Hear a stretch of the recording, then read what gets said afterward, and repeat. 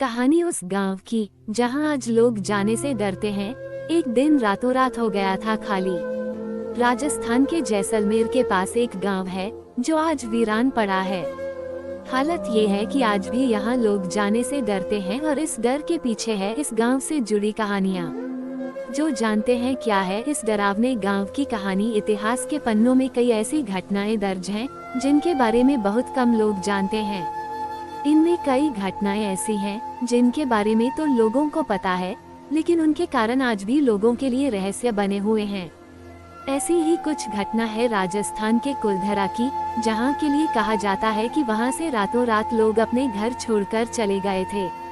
ये बहुत हैरानी की बात है कि आखिर गांव के सभी लोग अपने घर छोड़कर क्यों जाएंगे। इस कहानी की वजह से ही आज लोग उस गांव में जाना पसंद नहीं करते हैं और कहा जाता है कि उस गांव में भूतों का बसेरा है और इस वजह से ही लोग वहां नहीं जाते हैं। ऐसे में जानते हैं कि आखिर इस गांव की कहानी क्या है और किस वजह से यहाँ लोग जाना पसंद नहीं करते हैं। इसके साथ ही ये भी जानेंगे किस आधार पर इस जगह को भूतिया स्थान कहा जाता है। आज भले ही इस गांव से जुड़े रहस्य एक रहस्य बने हुए हैं, लेकिन जानते हैं आखिर इस गांव की कहानी है क्या। ये गांव राजस्थान के जैसलमेर से करीब 20 किलोमीटर दूरी पर है, जिसका नाम है कुलधरा। अब इस गांव के लिए कहा जाता है कि यहाँ भूतों का बसेरा है और अब गांव में कोई नहीं रहता है। गांव में काफी पुराने कुछ मकान बने हुए हैं जो पूरी तरह से खंडहर बन चुके हैं और सिर्फ उनकी दीवारें बची हुई हैं। अब इस गांव की गिनती देश के हॉन्टेड प्लेस में की जाने लगी है। कहा जाता है कि करीब 200 साल से यह गांव इसी तरह वीरान है। रात में यहाँ जाने की मनाही है, वैसे लोग दिन में जाने से भी डरते हैं।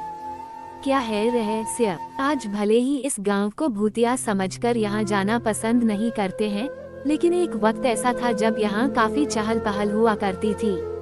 मान्यताओं और लोक कहानियों के हिसाब से यह पालीवाल ब्राह्मणों का गांव था, लेकिन एक दिन कुछ ऐसा हुआ कि गांव के करीब 1500 लोग यहां से पलायन कर गए, जबकि कई लोग कहानियों में इसे गायब होना भी कहते हैं।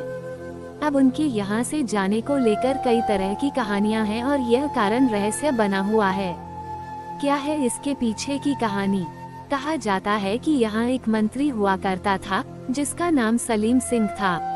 सलीम सिंह काफी क्रूर माना जाता था और गांव वाले उसकी हरकतों और उसके अत्याचार से परेशान थे।